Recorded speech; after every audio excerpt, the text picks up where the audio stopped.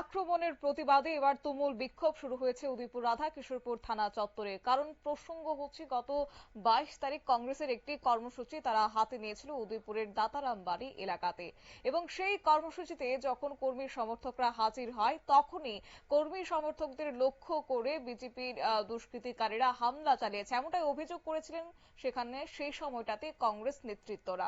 এবং তারপর রীতিমতো সেই এলাকা জুড়ে যেন একটা সন্ত্রাসের পরিবেশ কায়েম করে রেখেছে। আর যার প্রতিবাদে একটা সুর ছড়িয়েছিল কংগ্রেসের পক্ষ থেকে। পাশাপাশি গতকাল রাতে উদয়পুরের যারা কংগ্রেস নেতাকর্মী সমর্থকরা রয়েছে তাদের বাড়িকে লক্ষ্য করে বাড়িতে আক্রমণ করা হয়েছে, তার প্রতিবাদে সামিল হয়েছে আজকে কংগ্রেস। এবং তারা আজকের উদয়পুর রাধাকিশোরপুর থানাতে বিক্ষোভে সামিল হয়েছে দলীয় পতাকা হাতে নিয়ে। এই প্রসঙ্গে কি বললেন কংগ্রেসের নেতা টিটন পাল, শুনুন।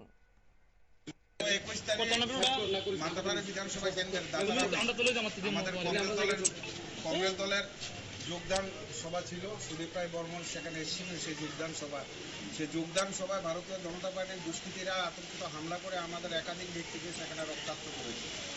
এই ঘটনা নিয়ে আমরা আর্তিপুর থানায় সেখানে অভিযোগ আমরা লিপিবদ্ধ করেছি।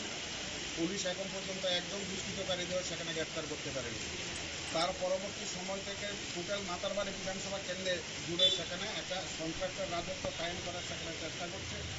গতকাল রাতে প্রায় অনুমানিক 10:30 হবে, ঠিক সেই সময় আমাদের জেলা যুব সংগঠনের যিনি সভাপতি ইন্দ্রজিৎ দাসের বাড়িতে বিজেপি দুষ্কৃতীরা হামলা করে বাড়িঘরের গেট ভাঙচুর করে, বাড়ির সেখানে দরজা সেখানে ভাঙচুর করে ইন্দ্রজিৎ দাস সেখানে পালিয়ে কোনো ক্রমে সেখানে আত্মরক্ষা করে।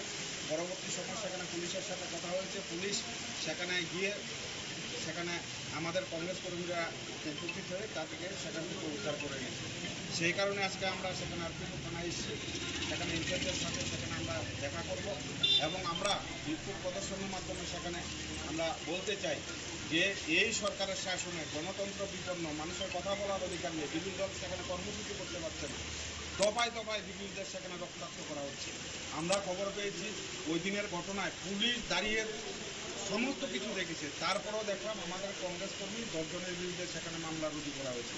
আমি জেলা কংগ্রেসের সভাপতি সেখানে ছিলাম, আমার বিরুদ্ধে সেখানে মিথ্যা মামলা সেখানে রুজু করা হয়েছে। যেখানে পুলিশ দাঁড়িয়ে দেখেছে সমস্ত ঘটনা, কারা দুষ্কৃতিকারী, কারা হামলা করেছে, কারা রক্তাক্ত করেছে, তারপরও এই মিথ্যা মামলা সেখানে প্রত্যাহার করার জন্য সেখানে আমরা দাবি করছি। অবিলম্বে ভারতীয় জনতা পার্টির নেতৃত্বকে সেখানে অনুরোধ করব, এই উদয়পুর মহকুমার যে ঐতিহ্য ছিল, রাজনীতির সংস্কৃতি ছিল, সেটা ফিরিয়ে আনুন। হুমকি দামকি এই সমস্ত করে কংগ্রেসের রক্ত জড়িয়ে কংগ্রেসের গাড়ি ভেঙে কংগ্রেসকে সেখানে দুর্বল করা যাবে না, অতীতেও পারেনি, আগামী দিনেও সেখানে পারবে না।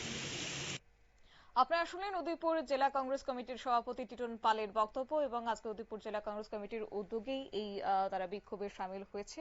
উদয়পুর রাধাকিশোরপুর থানা চত্বরে দীর্ঘক্ষণ তারা বিক্ষোভ দেখান এবং একই সঙ্গে পুলিশের ভূমিকা নিয়ে ক্ষোভ উগরে দেন, কারণ সেই সময়টাতে পুলিশের উপস্থিতিতেও নাকি একাংশ দুষ্কৃতিকারীরা তাদের উপর হামলা চালিয়েছে এবং তার দুদিন অতিক্রান্ত হতে চললেও এখনো পর্যন্ত পুলিশ কাউকে গ্রেপ্তার করতে পারেনি বলে অভিযোগ তুলেছেন।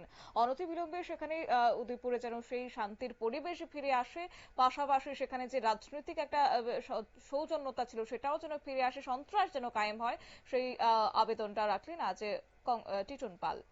এই নিয়ে ছোট্ট একটি বিজ্ঞাপন বিরতি, সঙ্গে থাকুন।